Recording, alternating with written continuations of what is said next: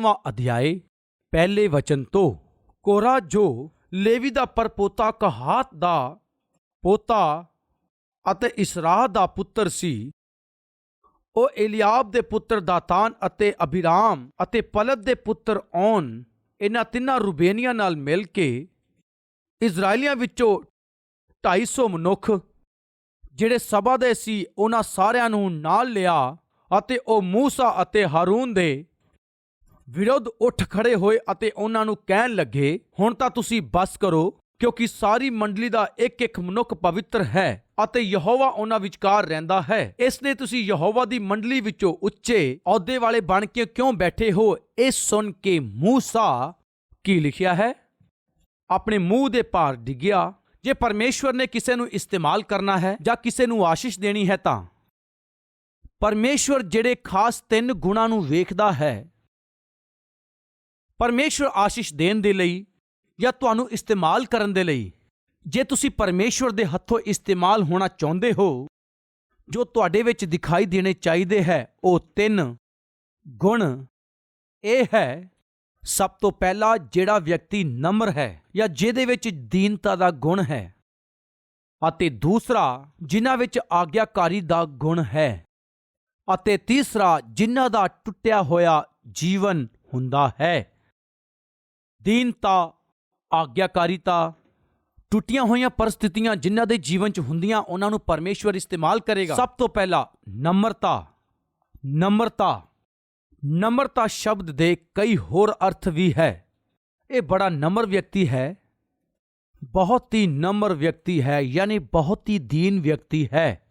ਨਮਰਤਾ, ਆਗਿਆਕਾਰੀਤਾ, ਇਹ ਸਭ ਬਹੁਤ ਹੀ ਅਦਭੁਤ ਇੱਕ ਦੂਜੇ ਨਾਲ ਜੁੜੇ ਹੋਏ ਸ਼ਬਦ ਹੈ।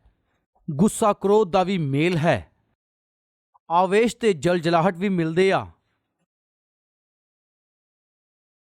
ਉਸੇ ਤਰ੍ਹਾਂ ਨਮਰਤਾ ਅਤੇ ਦੀਨਤਾ ਮਿਲੇ ਰਹਿੰਦੇ ਆ। ਆਮ ਤੌਰ ਤੇ ਜਿਨ੍ਹਾਂ 'ਚ ਨਮਰਤਾ ਹੁੰਦੀ ਉਹ ਆਗਿਆਕਾਰੀ ਹੁੰਦੇ ਆ।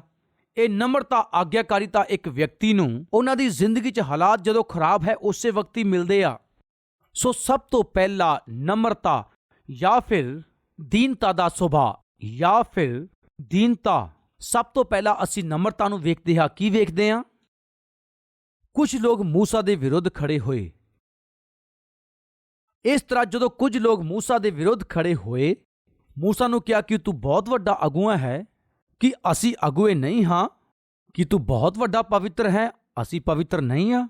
ਇਸ ਮੰਡਲੀ ਵਿੱਚ ਸਾਰੇ ਪਵਿੱਤਰ ਹੈ, ਕਿਉਂ ਆਪਣੇ ਆਪ ਨੂੰ ਵੱਡਾ ਦਿਖਾ ਰਿਹਾ ਹੈ?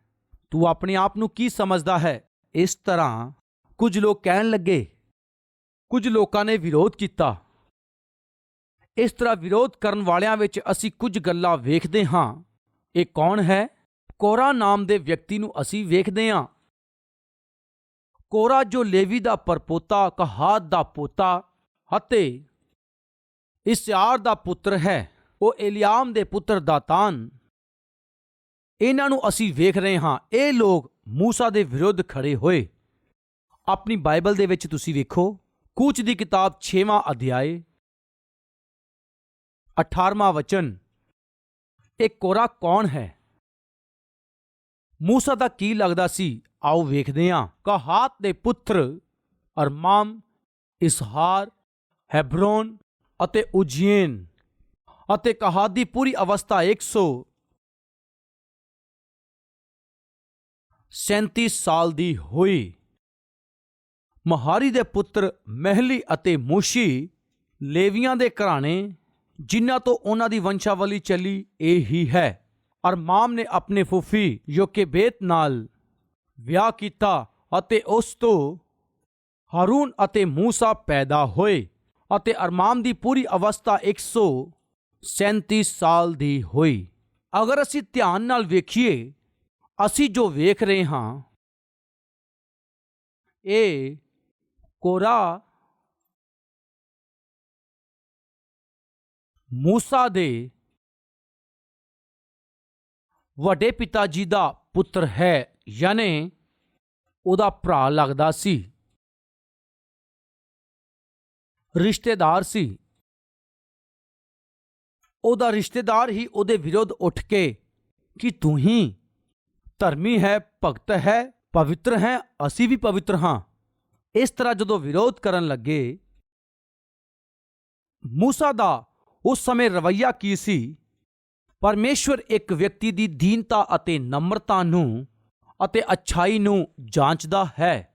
ਇਸ ਤਰ੍ਹਾਂ ਸੋਚਣ ਤੇ ਸਭ ਤੋਂ ਪਹਿਲਾਂ ਤੁਹਾਡੇ ਘਰੋਂ ਹੀ ਸ਼ੁਰੂ ਕਰੇਗਾ, ਤੁਹਾਡੇ ਘਰ ਦੇ ਲੋਕਾਂ ਤੋਂ ਸ਼ੁਰੂ ਕਰੇਗਾ ਕਿ ਤੁਹਾਡੇ 'ਚ ਨਮਰਤਾ ਹੈ, ਕਿ ਤੁਸੀਂ ਝੁਕਦੇ ਹੋ, ਕਿ ਤੁਹਾਡੇ ਵਿੱਚ ਦੀਨਤਾ ਹੈ। ਇਸ ਤਰ੍ਹਾਂ ਪਰਮੇਸ਼ਵਰ ਜਦੋਂ ਜਾਂਚਦਾ ਹੈ, ਸਭ ਤੋਂ ਪਹਿਲਾਂ ਤੁਹਾਡੇ ਲੋਕਾਂ ਦੇ ਦੁਆਰਾ ਹੀ ਤੁਹਾਨੂੰ ਜਾਂਚਦਾ ਹੈ। ਅਸੀਂ ਇੱਥੇ ਵੇਖਦੇ ਹਾਂ ਮੂਸਾ ਦੇ ਵਿਰੁੱਧ ਕੌਣ ਉੱਠਿਆ? ਹੋਰ ਕੋਈ ਨਹੀਂ, ਉਹਦਾ ਭਰਾ ਹੀ। ਦੂਸਰਾ ਗਿਣਤੀ 12ਵਾਂ ਅਧਿਆਇ ਸ਼ੁਰੂ ਦੇ ਕੁਝ ਵਚਨ। ਮੂਸਾ ਨੇ ਇੱਕ ਕੂਸ਼ੀ ਇਸਤਰੀ ਨਾਲ ਵਿਆਹ ਕਰ ਲਿਆ ਸੀ, ਇਸ ਲਈ ਮਰੀਅਮ ਅਤੇ ਹਾਰੂਨ ਉਸ ਦੀ ਉਸ ਵਿਆਹੀ ਕੂਸ਼ੀ ਇਸਤਰੀ ਦੇ ਕਾਰਨ ਉਸ ਦੀ ਨਿੰਦਾ ਕਰਨ ਲੱਗੇ। ਉਸਨੇ ਕਿਹਾ ਕਿ ਯਹੋਵਾ ਨੇ ਸਿਰਫ ਮੂਸਾ ਦੇ ਨਾਲ ਹੀ ਗੱਲਾਂ ਕੀਤੀਆਂ ਹੈ, ਕਿ ਉਸਨੇ ਸਾਡੇ ਨਾਲ ਗੱਲਾਂ ਨਹੀਂ ਕੀਤੀਆਂ। ਉਹਨਾਂ ਦੀ ਇਹ ਗੱਲ ਯਹੋਵਾ ਨੇ ਸੁਣੀ। ਮੂਸਾ ਧਰਤੀ ਤੇ ਰਹਿਣ ਵਾਲੇ ਸਾਰੇ ਮਨੁੱਖਾਂ ਦੇ ਵਿੱਚੋਂ ਬਹੁਤ ਜ਼ਿਆਦਾ ਨਮਰ ਸੁਭਾਅ ਦਾ ਸੀ। ਨਮਰ ਯਾਨੀ ਜਾਣਦੇ ਹੋ, ਦੀਨ ਸੁਭਾਅ ਦਾ, ਬਹੁਤ ਹੀ ਦੀਨ, ਨਮਰ ਵਿਅਕਤੀ, ਦੀਨ ਵਿਅਕਤੀ।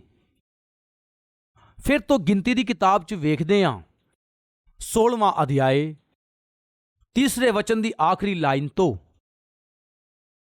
ਯਹੋਵਾ ਦੀ ਮੰਡਲੀ ਵਿੱਚ ਉੱਚੇ ਅਹੁਦੇ ਵਾਲੇ ਕਿਉਂ ਬਣ ਕੇ ਬੈਠੇ ਹੋ? ਇਹ ਸੁਣ ਕੇ ਮੂਸਾ ਕੀ ਲਿਖਿਆ? ਆਪਣੇ ਮੂੰਹ ਦੇ ਭਾਰ ਡਿੱਗ ਪਿਆ। ਮੂਸਾ ਉਹ ਗੱਲ ਸੁਣ ਕੇ ਮੂੰਹ ਦੇ ਭਾਰ ਡਿੱਗ ਪਿਆ। ਮੂਸਾ ਇਹ ਗੱਲ ਸੁਣ ਕੇ ਗੁੱਸੇ 'ਚ ਆਇਆ, ਇਸ ਤਰ੍ਹਾਂ ਨਹੀਂ ਲਿਖਿਆ। ਮੂਸਾ ਨੇ ਇਹ ਗੱਲ ਸੁਣ ਕੇ ਸ਼ਰਾਪ ਦਿੱਤਾ, ਇਹ ਨਹੀਂ ਲਿਖਿਆ। ਮੂਸਾ ਨੇ ਇਹ ਗੱਲ ਸੁਣ ਕੇ ਆਗਿਆ ਦਿੱਤੀ, ਇਹ ਨਹੀਂ ਲਿਖਿਆ। ਫਿਰ ਕੀ ਲਿਖਿਆ? ਮੂੰਹ ਦੇ ਭਾਰ ਡਿੱਗਿਆ। ਮੂਸਾ ਦੇ ਵਿਰੁੱਧ ਜਦ ਉਸਦੇ ਘਰ ਵਾਲੇ ਹੀ ਉੱਠੇ, ਮੂਸਾ ਦੇ ਵਿਰੁੱਧ ਜਦੋਂ ਉਹ ਗੱਲਾਂ ਕਰ ਰਹੇ ਸੀ, ਮੂਸਾ ਗੁੱਸੇ 'ਚ ਨਹੀਂ ਆਇਆ, ਗੁੱਸਾ ਨਹੀਂ ਕੀਤਾ। ਆਮ ਤੌਰ ਤੇ ਸਾਡੀ ਕਮੀ ਕੀ ਹੁੰਦੀ ਹੈ? ਚਾਹੇ ਬਾਹਰ ਵਾਲੇ ਕੁਝ ਵੀ ਕਵੇ, ਅਸੀਂ ਕੁਝ ਵੀ ਨਾ ਬੋਲਦੇ ਹੋਏ ਚੁੱਪਚਾਪ ਘਰੇ ਆ ਜਾਂਦੇ ਹਾਂ। ਜੇ ਘਰ ਵਾਲਿਆਂ ਨੇ ਕੋਈ ਗੱਲ ਕਹਿ ਦਿੱਤੀ, ਕੀ ਬਰਦਾਸ਼ਤ ਕਰਦੇ ਹੋ? ਅਗਰ ਪਤੀ ਪਤਨੀ ਨੂੰ ਕੁਝ ਗੱਲ ਕਹਿ ਦੇ, ਜਾਂ ਫਿਰ ਪਤਨੀ ਪਤੀ ਨੂੰ ਕੁਝ ਕਹਿ ਦਵੇ, ਜਾਂ ਫਿਰ ਮਾਂ-ਬਾਪ ਬੱਚਿਆਂ ਨੂੰ ਕੁਝ ਕਹਿ ਦਵੇ, ਫਿਰ ਚੁੱਪ ਰਹਿਣਗੇ? ਨਹੀਂ ਰਹਿਣਗੇ। ਪਤਾ ਨਹੀਂ, ਕੁਝ ਲੋਕ ਬਾਹਰ ਤਾਂ ਬਿੱਲੀ ਦੀ ਤਰ੍ਹਾਂ ਰਹਿੰਦੇ ਆ ਅਤੇ ਘਰੇ ਆ ਕੇ ਉਹ ਸ਼ੇਰ ਬਣ ਜਾਂਦੇ ਆ। ਇਹ ਸੱਚ ਹੈ ਨਾ? ਬੜੀ ਜ਼ੋਰ ਨਾਲ ਚੀਕਾਂ ਮਾਰਦੇ ਆ, ਚਿল্ਲਾਉਂਦੇ ਆ, ਆਵਾਜ਼ਾਂ ਮਾਰਦੇ ਆ, ਬੜਾ ਸ਼ੋਰ ਪਾਉਂਦੇ ਆ। ਲੇਕਿਨ ਬਾਹਰ ਵੇਖੋ, ਚਾਹੇ ਆਫਿਸ ਦੇ ਵਿੱਚ ਹੋਵੇ, ਗਿੱਲੀ ਬਿੱਲੀ ਬਣ ਜਾਂਦੇ ਆ, ਮੂੰਹ ਨਹੀਂ ਖੋਲਦੇ। ਪਰ ਘਰ ਆਉਂਦੇ ਹੀ ਇਹਨਾਂ ਦਾ ਸੁਭਾਅ ਬਦਲ ਜਾਂਦਾ ਹੈ, ਇਹਨਾਂ ਦੀ ਬੋਲੀ ਪਾਣੀ ਸੁਭਾਅ ਬਦਲ ਜਾਂਦਾ ਹੈ। ਇਹ ਸੱਚ ਹੈ ਜਾਂ ਫਿਰ ਨਹੀਂ? ਸੋ ਜੇ ਚਾਹੁੰਦੇ ਹੋ ਕਿ ਪਰਮੇਸ਼ਵਰ ਤੁਹਾਨੂੰ ਆਸ਼ੀਸ਼ ਦੇਵੇ, ਉਹ ਪਰਖੇਗਾ। ਤੁਹਾਨੂੰ ਪਰਮੇਸ਼ਵਰ ਕਿਸ ਗੱਲ ਤੋਂ ਪਰਖਦਾ ਜਾਣਦੇ ਹੋ? ਤੁਹਾਡੇ ਵਿੱਚ ਨਮਰਤਾ, ਦੀਨਤਾ ਹੈ ਜਾਂ ਨਹੀਂ? ਉਸ ਦਿਨ ਮੂਸਾ ਜਦੋਂ ਉਹਦੇ ਘਰ ਦੇ ਲੋਕ ਉਹਦੇ ਵਿਰੋਧ ਬੋਲ ਰਹੇ ਸੀ, ਤਾਂ ਨਮਰਤਾ ਦੇ ਨਾਲ, ਦੀਨਤਾ ਦੇ ਨਾਲ, ਆਪਣੇ ਆਪ ਨੂੰ ਦੀਨ ਕਰਕੇ ਉਹਨਾਂ ਹਾਲਾਤਾਂ ਦਾ ਉਸਨੇ ਸਾਹਮਣਾ ਕੀਤਾ। ਉੱਥੇ ਕੋਰਾ ਅਤੇ ਕੋਰਾ ਦੇ ਨਾਲ ਦੇ ਦੁਸ਼ਟ ਲੋਕ, ਉਹ ਜਦੋਂ ਮੂਸਾ ਦੇ ਵਿਰੁੱਧ ਉੱਠ ਕੇ ਬੋਲ ਰਹੇ ਸੀ, ਤਾਂ ਬਾਈਬਲ ਦੱਸਦੀ ਹੈ ਮੂਸਾ ਮੂੰਹ ਦੇ ਭਾਰ ਡਿੱਗ ਪਿਆ। ਮੂੰਹ ਦੇ ਭਾਰ ਡਿੱਗ ਕੇ ਕਿਹਾ, ਤੁਸੀਂ ਮੇਰਾ ਵਿਰੋਧ ਕਿਉਂ ਕਰਦੇ ਹੋ? ਮੇਰੇ ਨਾਲ ਕਿਉਂ ਲੜ ਰਹੇ ਹੋ? ਜੇ ਸੱਚਮੁੱਚ ਤੁਸੀਂ ਧਰਮੀ ਹੋ ਜਾਂ ਫਿਰ ਮਹਾਨ ਲੋਕ ਹੋ, ਜੇ ਪਰਮੇਸ਼ਵਰ ਨੇ ਤੁਹਾਨੂੰ ਚੁਣਿਆ, ਇੱਕ ਕੰਮ ਕਰਾਂਗੇ, ਪਰਮੇਸ਼ਵਰ ਕੋਲ ਜਾਵਾਂਗੇ। ਜੇ ਪਰਮੇਸ਼ਵਰ ਨੇ ਤੁਹਾਨੂੰ ਚੁਣਿਆ ਹੈ, ਪਰਮੇਸ਼ਵਰ ਤੁਹਾਨੂੰ ਹੀ ਬੁਲਾ ਲਵੇਗਾ। ਆਪਾਂ ਪਰਮੇਸ਼ਵਰ ਦੇ ਕੋਲ ਜਾਵਾਂਗੇ। ਇਹ ਅਦਭੁਤ ਗੁਣ ਹੈ। ਉਸ ਦੇ ਘਰ ਦੇ ਹੀ ਲੋਕ, ਉਹਦੇ ਭਰਾ, ਉਹਦੇ ਵਿਰੋਧ ਜਦੋਂ ਬੋਲਣ ਲੱਗੇ, ਉਸਨੇ ਮੂੰਹ ਨਹੀਂ ਖੋਲਿਆ, ਕੋਈ ਐਕਸ਼ਨ ਨਹੀਂ ਦਿਖਾਇਆ, ਨਾ ਉਸਨੇ ਗਾਲਾਂ ਕੱਢੀਆਂ ਅਤੇ ਨਾ ਹੀ ਗੁੱਸਾ ਕੀਤਾ। ਪਰ ਉਸਨੇ ਕੀ ਕੀਤਾ ਜਾਣਦੇ ਹੋ? ਪਰਮੇਸ਼ਵਰ ਦੇ ਕੋਲ ਗਿਆ। ਦੂਸਰਾ, ਆਪਣੇ ਵਿਆਹ ਦੇ ਬਾਰੇ ਵੀ, ਉਸਨੇ ਆਪਣੀ ਪਰਸਨਲ ਜ਼ਿੰਦਗੀ ਦੇ ਬਾਰੇ ਵੀ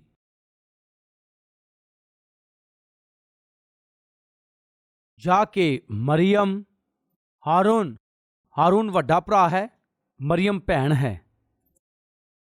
ਭੈਣ ਅਤੇ ਭਰਾ ਦੋਨੇ ਮੂਸਾ ਦੇ ਵਿਰੁੱਧ ਖੜੇ ਉੱਠ ਕੇ ਕਿਉਂ? ਪਰਮੇਸ਼ਵਰ ਮੂਸਾ ਨਾਲ ਹੀ ਗੱਲ ਕਰ ਰਿਹਾ ਹੈ ਕਿ ਪਰਮੇਸ਼ਵਰ ਸਾਡੇ ਦੁਆਰਾ ਸਾਡੇ ਨਾਲ ਗੱਲ ਨਹੀਂ ਕਰੇਗਾ? ਕੰਪੀਟੀਸ਼ਨ ਕਰਨ ਲੱਗੇ, ਮੁਕਾਬਲਾ ਕਰਨ ਲੱਗ ਪਏ। ਮੂਸਾ ਅਗਰ ਪਰਮੇਸ਼ਵਰ ਦੇ ਅਧੀਨ ਹੋ ਕੇ, ਪਰਮੇਸ਼ਵਰ ਦੀ ਬੁਲਾਹਟ ਨੂੰ ਸਮਝ ਕੇ ਮਿਸਰ ਦੇਸ਼ ਨਾ ਜਾਂਦਾ ਤਾਂ ਇਹਨਾਂ ਨੇ ਕੀ ਕਰਨਾ ਸੀ?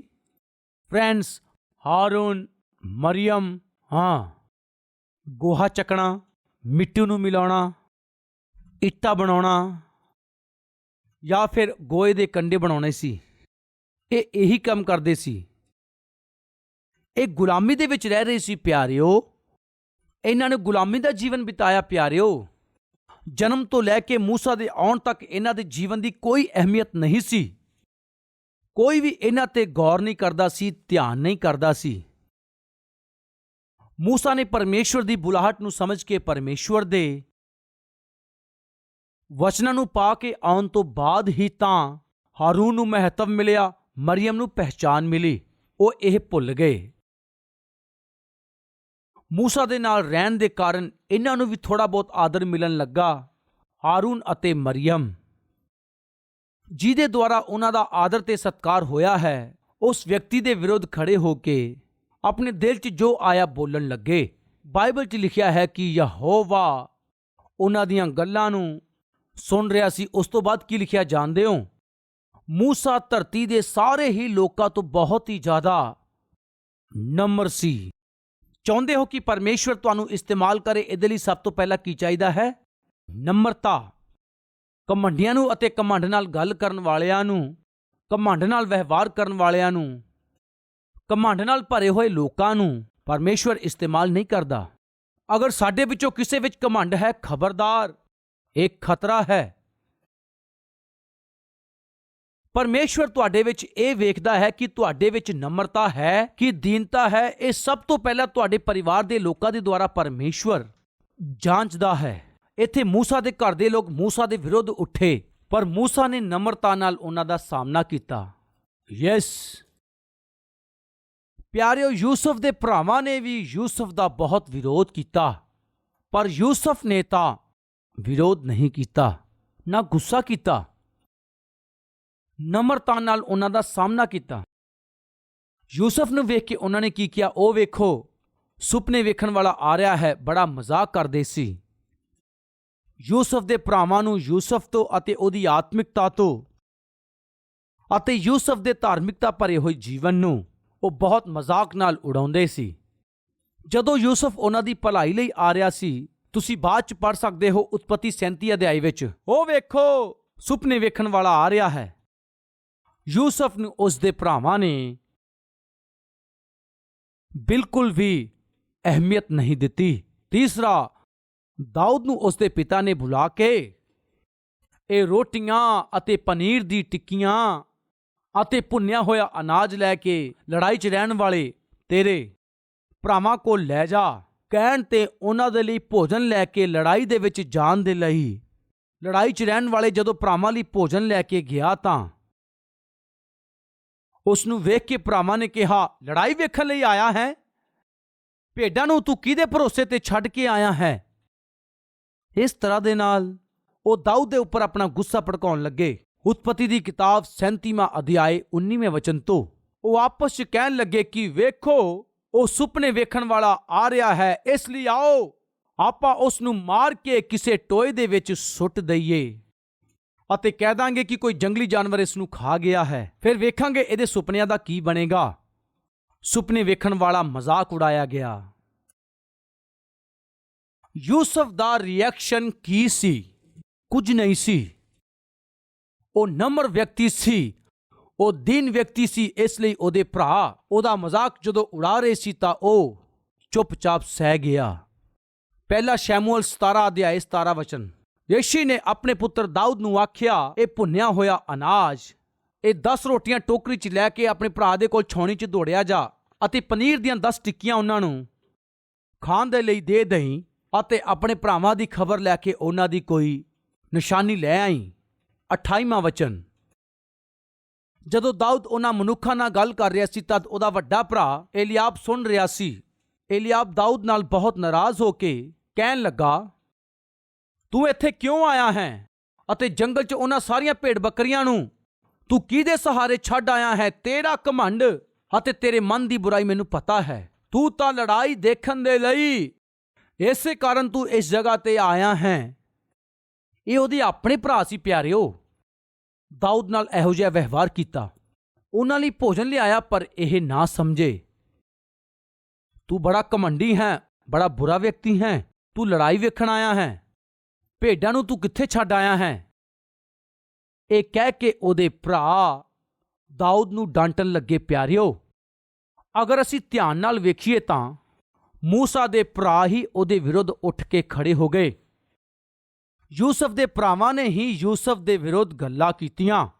ਦਾਊਦ ਦੇ ਭਰਾਵਾਂ ਨੇ ਹੀ ਦਾਊਦ ਦੇ ਵਿਰੁੱਧ ਗੱਲਾਂ ਕੀਤੀਆਂ, ਪਰ ਦਾਊਦ ਨੇ ਭਰਾਵਾਂ ਦਾ ਵਿਰੋਧ ਨਹੀਂ ਕੀਤਾ। ਦਾਊਦ ਨੇ ਆਪਣੇ ਭਰਾਵਾਂ ਦੀ ਨਿੰਦਾ ਨਹੀਂ ਕੀਤੀ, ਨਾ ਮੂਸਾ ਨੇ ਆਪਣੇ ਭਰਾਵਾਂ ਦੀ ਨਿੰਦਾ ਕੀਤੀ। ਯੂਸਫ ਨੇ ਆਪਣੇ ਭਰਾਵਾਂ ਦੀ ਨਿੰਦਾ ਨਹੀਂ ਕੀਤੀ। ਆਪਾਂ ਯੀਸ਼ੂ ਦੇ ਬਾਰੇ ਵੇਖਦੇ ਹਾਂ, ਯੋਹੰਨਾ 7 ਅਧਿਆਇ ਉਹਦੇ 30ਵੇਂ ਵਚਨ ਤੋਂ। ਇਸ ਲਈ ਉਸਦੇ ਭਰਾਵਾਂ ਨੇ ਉਸ ਨੂੰ ਕਿਹਾ, ਇਸ ਜਗ੍ਹਾ ਤੋਂ ਯਹੂਦੀਆਂ ਨੂੰ ਜਾ, ਜੋ ਕੰਮ ਤੂੰ ਕਰਦਾ ਹੈ ਤੇਰੇ ਚੇਲੇ ਉੱਥੇ ਵੀ ਵੇਖਣ, ਕਿਉਂਕਿ ਐਸਾ ਕੋਈ ਵੀ ਨਹੀਂ ਆ ਜਿਹੜਾ ਮਸ਼ਹੂਰ ਹੋਣਾ ਚਾਹਵੇ ਅਤੇ ਲੁਕ ਕੇ ਕੰਮ ਕਰੇ। ਜੇ ਤੂੰ ਇਹ ਕੰਮ ਕਰਦਾ ਹੈ ਤਾਂ ਆਪਣੇ ਆਪ ਨੂੰ ਜਗਤ ਤੇ ਪ੍ਰਗਟ ਕਰ, ਕਿਉਂਕਿ ਉਸਦੇ ਭਰਾ ਵੀ ਉਹਦੇ ਤੇ ਵਿਸ਼ਵਾਸ ਨਹੀਂ ਕਰਦੇ ਸੀ। ਯੀਸ਼ੂ ਮਸੀਹ ਦੀ ਵੀ ਆਪਣੇ ਭਰਾਵਾਂ ਦੇ ਦੁਆਰਾ ਨਿੰਦਾ ਕੀਤੀ ਗਈ। ਤੁਹਾਡੇ ਮਨ 'ਚ ਸਵਾਲ ਆਵੇਗਾ, ਯੀਸ਼ੂ ਮਸੀਹ ਦੇ ਭਰਾ ਕਿੱਥੋਂ ਆ ਗਏ? ਧਿਆਨ ਨਾਲ ਸੁਣੋ। ਯੀਸ਼ੂ ਮਸੀਹ ਨੇ ਮਰੀਮ ਤੋਂ ਜਨਮ ਲਿਆ, ਲੇਕਿਨ ਮਰੀਮ ਅਤੇ ਯੂਸਫ ਨੇ ਵਿਆਹ ਕੀਤਾ। ਯੀਸ਼ੂ ਮਸੀਹ ਦੇ ਜਨਮ ਤੋਂ ਬਾਅਦ ਮਰੀਮ ਅਤੇ ਯੂਸਫ ਦੇ ਦੁਆਰਾ ਬੇਟੇ ਅਤੇ ਬੇਟੀਆਂ ਜਨਮੇ। ਹੁਣ ਅਸੀਂ ਜਿਹਦੇ ਬਾਰੇ ਵੇਖ ਰਹੇ ਹਾਂ ਉਹ ਮਰੀਮ ਅਤੇ ਯੂਸਫ ਤੋਂ ਜਨਮੇ ਹੋਏ ਯੀਸ਼ੂ ਮਸੀਹ ਦੇ ਭਰਾ। ਉਹਨਾਂ ਨੇ ਵੀ ਗ੍ਰਹਿਣ ਨਹੀਂ ਕੀਤਾ। ਮਰਕੁਸ 3 ਅਧਿਆਇ 20 ਅਤੇ 21 ਵਚਨ। ਤਦ ਉਹ ਘਰ ਦੇ ਵਿੱਚ ਆਇਆ ਤਾਂ ਐਸੀ ਭੀੜ ਇਕੱਠੀ ਹੋ ਗਈ ਕਿ ਉਹ ਰੋਟੀ ਵੀ ਨਾ ਖਾ ਸਕੇ। ਤੁਸੀਂ ਇੱਥੇ ਵੇਖ ਰਹੇ ਹੋ, ਉਹਨਾਂ ਦਿਨਾਂ 'ਚ ਯੀਸ਼ੂ ਮਸੀਹ ਦੁਆਰਾ ਕੀਤੀ ਗਈ ਸੇਵਕਾਈ ਬਹੁਤ ਹੀ ਵਿਅਸਤ ਸੇਵਕਾਈ ਸੀ। ਆਏ ਹੋਏ ਲੋਕਾਂ ਦੇ ਲਈ ਪ੍ਰਾਰਥਨਾ ਕਰਨਾ, ਉਹਨਾਂ ਨੂੰ ਵਚਨ ਦੀ ਸਿੱਖਿਆ ਦੇਣਾ, ਉਹਨਾਂ ਦੀ ਖਬਰ ਲੈਣਾ, ਉਹਨਾਂ ਨੂੰ ਚੰਗਾ ਕਰਨਾ, ਸ਼ਾਂਤੀ ਦੇਣਾ। ਇੱਕ ਮਿੰਟ ਵੀ ਵਿਹਲੇ ਨਾ ਰਹਿ ਕੇ ਸੇਵਕਾਈ ਕਰਦੇ ਸਮੇਂ ਬਾਈਬਲ ਦੇ ਵਿੱਚ ਕੀ ਲਿਖਿਆ ਹੈ ਜਾਣਦੇ ਹੋ? ਯੀਸ਼ੂ ਮਸੀਹ ਨੂੰ ਅਤੇ ਉਹਨਾਂ ਦੇ ਚੇਲਿਆਂ ਨੂੰ ਰੋਟੀ ਖਾਣ ਦਾ ਵੀ ਸਮਾਂ ਨਹੀਂ ਮਿਲਦਾ ਸੀ। ਇੱਕ ਪਾਸੇ ਉਹਨਾਂ ਨੂੰ ਭੁੱਖ ਲੱਗੀ ਹੁੰਦੀ ਸੀ, ਦੂਸਰੇ ਪਾਸੇ ਸਰੀਰ ਕਮਜ਼ੋਰ ਹੁੰਦਾ ਰਹਿੰਦਾ ਸੀ। ਥੱਕ ਜਾਂਦੇ ਸੀ, ਭੁੱਖ ਲੱਗਦੀ ਸੀ ਅਤੇ ਫਿਰ ਵੀ ਪਰਵਾਹ ਕੀਤੇ ਬਿਨਾ ਉਹ ਜਦੋਂ ਸੇਵਕਾਈ ਕਰ ਰਹੇ ਸੀ, ਯੀਸ਼ੂ ਮਸੀਹ ਦੇ ਘਰ ਦੇ ਲੋਕ ਬੜੀ ਮਿਹਨਤ ਨਾਲ ਸੇਵਾ ਕਰ ਰਿਹਾ ਹੈ। ਸਾਡਾ ਭਰਾ ਬਹੁਤ ਹੀ ਕੜੀ ਮਿਹਨਤ ਨਾਲ ਸੇਵਕਾਈ ਕਰ ਰਿਹਾ ਹੈ। ਸਾਡਾ ਭਰਾ ਖਾ ਰਿਹਾ ਹੈ ਜਾਂ ਨਹੀਂ, ਇਹ ਸੋਚ ਕੇ ਜੋ ਯੀਸ਼ੂ ਨੂੰ ਪਸੰਦ ਹੈ ਭੋਜਨ ਨੂੰ ਤਿਆਰ ਕਰਕੇ ਲਿਆ ਕੇ ਥੋੜਾ ਸਮੇਂ ਕੱਢ ਕੇ ਭੋਜਨ ਕਰ ਲਵੋ ਨਾ। ਜੇ ਇਸ ਤਰ੍ਹਾਂ ਕਹਿੰਦੇ ਤਾਂ ਕਿੰਨਾ ਚੰਗਾ ਹੁੰਦਾ। ਇੱਕ ਮਿੰਟ ਵੀ ਵੇਲੇ ਨਾ ਰਹਿ ਕੇ ਯੀਸ਼ੂ ਨੇ ਸੇਵਾ ਕੀਤੀ। ਪਿਆਰਿਓ, ਜਿੱਥੇ ਯੀਸ਼ੂ ਮਸੀਹ ਰਹਿੰਦੇ ਸੀ ਉੱਥੇ ਲੋਕਾਂ ਦੀ ਬਹੁਤ ਭੀੜ ਆਉਂਦੀ ਸੀ ਅਤੇ ਦੁਸ਼ਟ ਆਤਮਾਵਾਂ ਕੱਢੀਆਂ ਜਾਂਦੀਆਂ ਸੀ। ਸੁਸਮਾਚਾਰ ਸੁਣਾਇਆ ਜਾਂਦਾ ਸੀ। ਜਦੋਂ ਇਹ ਗੱਲ ਉਹਨਾਂ ਦੇ ਭਰਾ ਨੂੰ ਪਤਾ ਚੱਲੀ, ਉਹ ਆ ਗਏ ਪਿਆਰਿਓ। ਸੋਚਿਆ ਭੋਜਨ ਲੈ ਕੇ ਆਏ ਹੋਣਗੇ। ਨਹੀਂ ਪਿਆਰਿਓ, ਕਿਉਂ ਆਏ? ਆਓ ਵੇਖਦੇ ਹਾਂ। 21ਵਾਂ ਵਚਨ। ਜਦੋਂ ਉਸ ਦੇ ਰਿਸ਼ਤੇਦਾਰਾਂ ਨੇ ਇਹ ਸੁਣਿਆ, ਇਹ ਸੁਣ ਕੇ, ਇਹ ਰਿਸ਼ਤੇਦਾਰ ਕੌਣ ਸੀ ਪਿਆਰਿਓ? ਉਹਦੇ ਆਪਣੇ ਹੀ ਭਰਾ ਸੀ। ਇਹ ਸੁਣਿਆ ਤਾਂ ਉਹ ਉਸ ਨੂੰ ਫੜਨ ਦੇ ਲਈ ਨਿਕਲੇ, ਕਿਉਂਕਿ ਉਹ ਕਹਿੰਦੇ ਸਨ ਕਿ ਉਹਦਾ ਦਿਮਾਗ ਬਿਲਕੁਲ ਵੀ ਠਿਕਾਣੇ ਨਹੀਂ ਹੈ। ਤੁਹਾਨੂੰ ਕੀ ਸਮਝ ਆਇਆ? ਯੀਸ਼ੂ ਮਸੀਹ ਦੇ ਘਰ ਦੇ ਵਿੱਚ ਹੀ ਵਿਰੋਧ ਸੀ। ਉਹਦੇ ਭਰਾਵਾਂ ਨੇ ਹੀ, ਭੈਣਾਂ ਨੇ ਹੀ ਯੀਸ਼ੂ ਮਸੀਹ ਨੂੰ ਗਲਤ ਸਮਝਿਆ। ਇੱਥੋਂ ਤੱਕ ਗਲਤ ਸਮਝੇ ਉਹ ਕਹਿਣ ਲੱਗੇ ਕਿ ਇਹਦਾ ਦਿਮਾਗ ਠੀਕ ਨਹੀਂ ਆ। ਸਾਡੀ ਭਾਸ਼ਾ ਵਿੱਚ ਇਸ ਦਾ ਦਿਮਾਗ ਟਿਕਾਣੇ ਨਹੀਂ ਆ। ਪਤਾ ਨਹੀਂ ਉਹ ਕਿਹਦੇ ਨਾਲ ਕੀ ਕਰੇਗਾ, ਇਸ ਲਈ ਉਸ ਨੂੰ ਫੜਨ ਦੇ ਲਈ ਆਏ। ਪਿਆਰਿਓ, ਇਹ ਕੀ ਆ? ਜਦੋਂ ਧਿਆਨ ਨਾਲ ਵੇਖੋਗੇ ਤਾਂ ਯੀਸ਼ੂ ਮਸੀਹ ਦੇ ਘਰ ਦੇ ਵਿੱਚ ਉਹਦੇ ਭੈਣ ਭਰਾਵਾਂ ਨੇ ਹੀ ਉਸ ਦਾ ਵਿਰੋਧ ਕੀਤਾ, ਪਰ ਪ੍ਰਭੂ ਨੇ ਉਹਨਾਂ ਦਾ ਵਿਰੋਧ ਨਹੀਂ ਕੀਤਾ। ਮੂਸਾ ਦੇ ਘਰ ਵਿੱਚ ਵੀ ਉਹਦੇ ਭਰਾਵਾਂ ਨੇ ਵਿਰੋਧ ਕੀਤਾ, ਪਰ ਮੂਸਾ ਨੇ ਵਿਰੋਧ ਨਹੀਂ ਕੀਤਾ। ਦਾਊਦ ਦਾ ਅਤੇ ਯੂਸਫ ਦਾ ਵੀ ਉਹਨਾਂ ਦੇ ਭਰਾਵਾਂ ਨੇ ਵਿਰੋਧ ਕੀਤਾ ਸੀ, ਪਰ ਇਹਨਾਂ ਦੋਨਾਂ ਨੇ ਵਿਰੋਧ ਨਹੀਂ ਕੀਤਾ। ਯੂਸਫ ਵਰਗਾ ਹੋਰ ਕੌਣ ਹੈ? ਮੂਸਾ ਵਰਗਾ ਅਗਵਾ ਕੌਣ ਹੈ? ਦਾਊਦ ਵਰਗਾ ਅਗਵਾ ਕੌਣ ਹੈ? ਯੀਸ਼ੂ ਮਸੀਹ ਦੇ ਵਰਗਾ ਮਹਾਨ ਅਗਵਾ ਹੋਰ ਕੌਣ ਹੈ? ਪਰ ਇਹਨਾਂ ਸਾਰਿਆਂ ਦਾ ਵਿਰੋਧ ਕੀਤਾ ਗਿਆ। ਇਹਨਾਂ ਸਾਰਿਆਂ ਦੀ ਨਿੰਦਾ ਕੀਤੀ ਗਈ।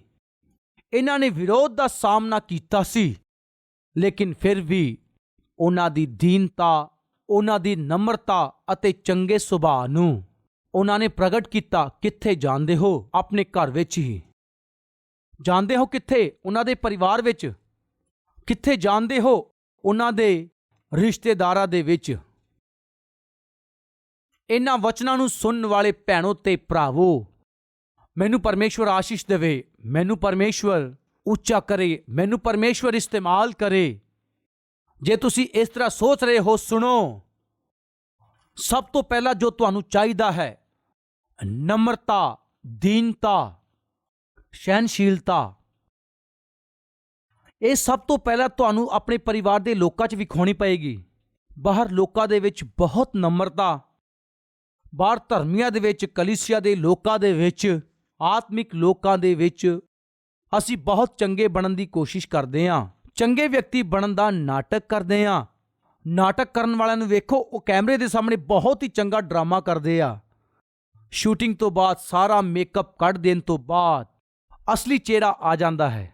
ਅੱਜ ਮਸੀਹ ਸਮਾਜ ਦੇ ਵਿੱਚ ਇਸ ਤਰ੍ਹਾਂ ਦੇ ਡਰਾਮੇ ਕਰਨ ਵਾਲੇ ਬਹੁਤ ਸਾਰੇ ਲੋਕ ਆ।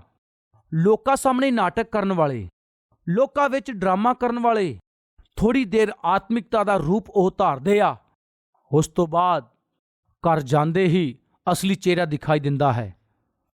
ਪਰ ਅਸਲ ਦੇ ਵਿੱਚ ਤੁਹਾਡੀ ਆਤਮਿਕਤਾ ਨੂੰ ਪਰਮੇਸ਼ਵਰ ਕਿੱਥੇ ਜਾਂਚਦਾ ਹੈ ਜਾਣਦੇ ਹੋ? ਤੁਹਾਡੀ ਨਮਰਤਾ ਨੂੰ ਅਤੇ ਦੀਨਤਾ ਨੂੰ, ਤੁਹਾਡੇ ਟੁੱਟੇ ਹੋਏ ਮਨ ਨੂੰ ਪਰਮੇਸ਼ਵਰ ਕਿੱਥੇ ਜਾਂਚਦਾ ਹੈ ਜਾਣਦੇ ਹੋ? ਤੁਹਾਡੇ ਘਰ ਵਿੱਚ।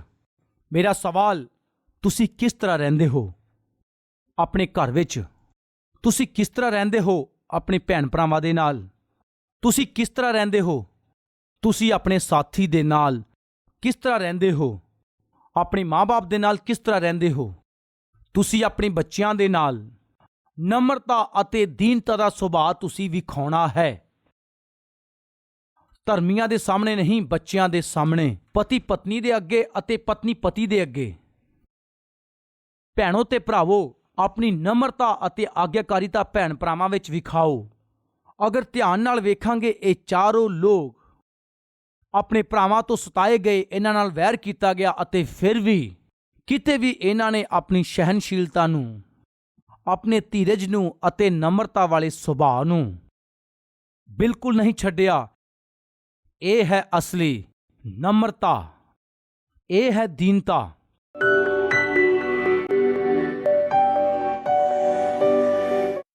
ਪਰਮੇਸ਼ਵਰ ਪਿਤਾ, ਬਹੁਤ ਹੀ ਸਪਸ਼ਟ ਸਾਡੇ ਨਾਲ ਗੱਲਾਂ ਕਰਨ ਦੇ ਲਈ ਤੁਹਾਡਾ ਧੰਨਵਾਦ। ਇੱਕ ਵਿਅਕਤੀ ਨੂੰ ਤੁਸੀਂ ਉੱਚਾ ਕਰਨ ਤੋਂ ਪਹਿਲਾਂ, ਉਸ ਨੂੰ ਮਹਾਨ ਕਰਨ ਤੋਂ ਪਹਿਲਾਂ, ਉਸ ਵਿਅਕਤੀ 'ਚ ਜੋ ਵੇਖਦੇ ਹੋ, ਇਹ ਗੁਣ ਜਿਨ੍ਹਾਂ 'ਚ ਹੋਏਗਾ, ਉਹਨਾਂ ਨੂੰ ਜ਼ਰੂਰ ਤੁਸੀਂ ਆਸ਼ੀਸ਼ ਦਿਓਗੇ।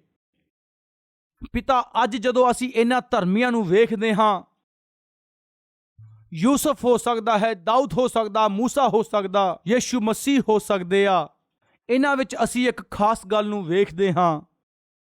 ਉਹਨਾਂ ਦੇ ਰਿਸ਼ਤੇਦਾਰਾਂ ਨੂੰ ਵਿਰੋਧ ਕਰਦੇ ਅਸੀਂ ਵੇਖਿਆ, ਗਲਤ ਸਮਝਣਾ ਅਸੀਂ ਵੇਖਿਆ, ਅਨਿਆਏ ਕਰਨਾ ਅਸੀਂ ਵੇਖਿਆ, ਲੇਕਿਨ ਫਿਰ ਵੀ ਇਹਨਾਂ ਨੇ ਘਮੰਡ ਨੂੰ ਬਿਲਕੁਲ ਜਗ੍ਹਾ ਨਹੀਂ ਦਿੱਤੀ ਅਤੇ ਨਾ ਹੀ ਇਹਨਾਂ ਨੇ ਗੁੱਸੇ ਨੂੰ ਜਗ੍ਹਾ ਦਿੱਤੀ। ਧੀਰਜ ਅਤੇ ਸਹਿਨ ਦੇ ਸੁਭਾਅ ਨੂੰ, ਤੁਹਾਡੀ ਇੱਛਾ ਅਤੇ ਤੁਹਾਡੀ ਆਤਮਿਕਤਾ ਦੇ ਅਧੀਨ ਰਹਿਣ ਦਾ ਸੁਭਾਅ, ਇੰਨਾ ਹੀ ਨਹੀਂ, ਟੁੱਟੇ ਅਤੇ ਪਿਸੇ ਹੋਏ ਮਨ ਨੂੰ ਵਿਖਾਉਣ ਦਾ ਸੁਭਾਅ, ਇਹਨਾਂ ਸਾਰਿਆਂ 'ਚ ਅਸੀਂ ਵੇਖਿਆ। ਪਿਤਾ, ਜਿਵੇਂ ਇਹ ਇਸਤੇਮਾਲ ਹੋਏ, ਉਸੇ ਤਰ੍ਹਾਂ ਸਾਨੂੰ ਵੀ ਇਸਤੇਮਾਲ ਕਰ। ਇਹਨਾਂ ਦਾ ਸੁਭਾਅ ਤੁਹਾਡੇ ਪੁੱਤਰ ਯੀਸ਼ੂ ਮਸੀਹ ਦਾ ਸੁਭਾਅ ਦੇ ਵਰਗਾ ਹੋ ਜਾਏ।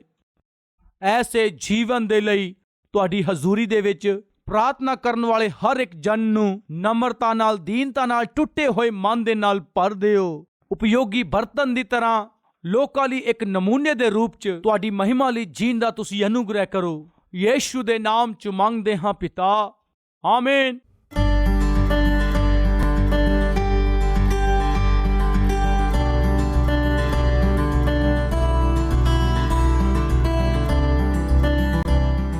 प्रभु के नाम से सबको सलाम। मेरा नाम वीरेश है, मेरी पत्नी का नाम कविता है। मैं शराब पीने वाले और घूमने वाले दुष्ट आत्मा के जाल में फंस गया था, शैतान के जाल में फंस गया था। इस तरह से मैं अपना मन मर्जी करता था, अपनी मर्जी के अनुसार जीता था। मेरे माता पिता ने मुझे कुछ पैसे दिए, उन पैसों से मैं खुद का एक छोटा सा फाइनेंस कंपनी शुरू किया।